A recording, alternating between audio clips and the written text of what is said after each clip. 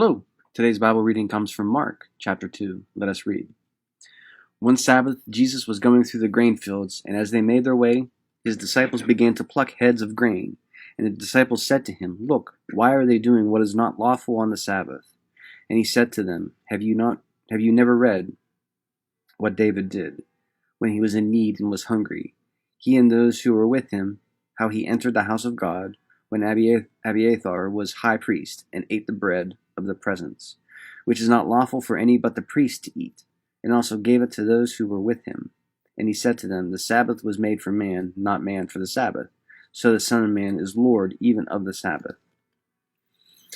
I probably have talked about Sabbath and how the Sabbath is meant for you, kind of reiterating that already on some of these messages.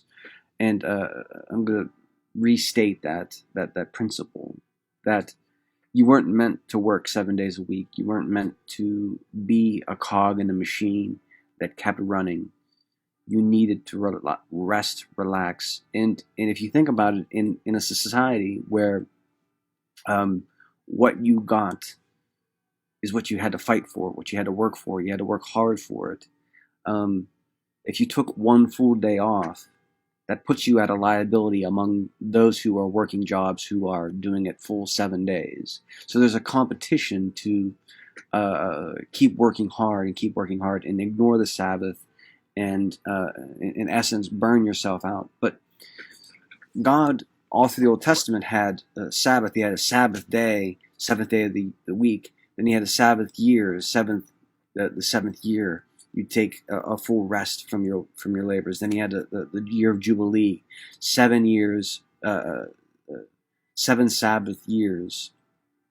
There were going to be a Jubilee year where you completely erase all debt. There was this idea of restarting, re-energizing, renewing the followers of God.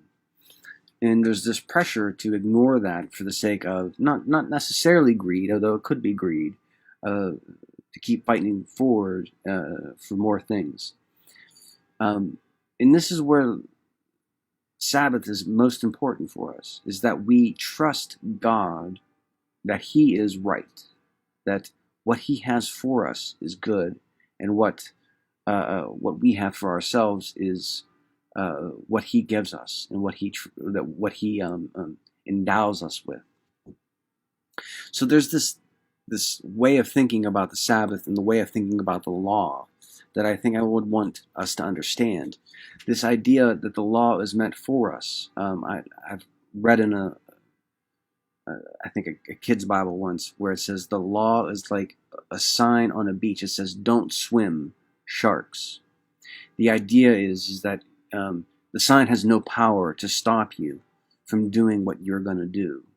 And the punishment is, of course, being attacked by a shark. You know, the idea is that the law is meant for you.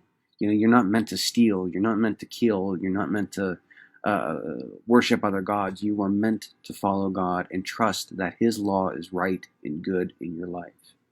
And that's the way that I think we need to present the idea of law and following God's rule in His for us. That it's not about me. It's not about what I want to do. It's not about my freedoms. It's about what's best for me. And we don't make the decisions of what's best for us as Christians. We allow Christ, we allow God to make the decisions for what's best for us.